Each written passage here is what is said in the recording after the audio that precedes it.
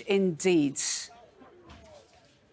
Thailand's Prime Minister Prayut Chan-o-cha says he won't quit despite mass protests against him. Crowd control officers are forming lines in the streets of Bangkok in preparation for what's expected to be another tense day of anti-government protests.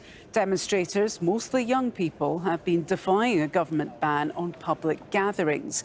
They're calling for the Prime Minister's resignation and for reforms to the monarchy. Well, Scott Heidler is live for us in Bangkok. Scott, you're in the same area that saw a large gathering last night, and we are anticipating another protest there. What's happening right now?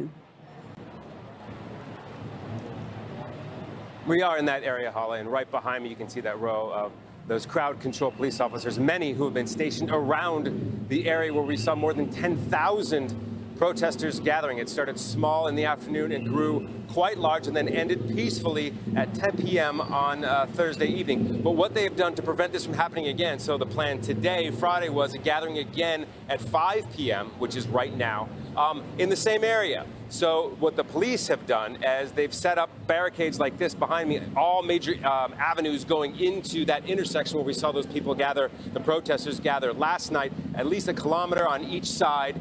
But what we're hearing now, the protesters have just announced, probably in the last 45 minutes, they're going to hold a protest down there, just down the street. So right now the police, some of the police, I should say, are staying where they are right now to make sure that this area is secure, the area from last night secure. But we're hearing that there's a small gathering so far, pretty small, just down the street, probably another half kilometer down, another block down, just outside where these crowd control police officers are set up, Hala.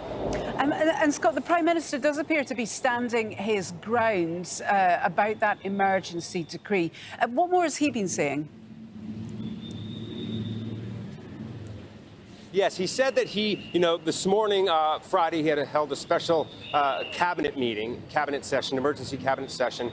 We heard on early Thursday morning when we had thousands of protesters gathering around the government house, the seat of government here in Thailand, that he passed a decree 4 a.m. in the morning on Thursday. They announced that gave them the authority to push those protesters out. There are only a couple of hundred left at that time.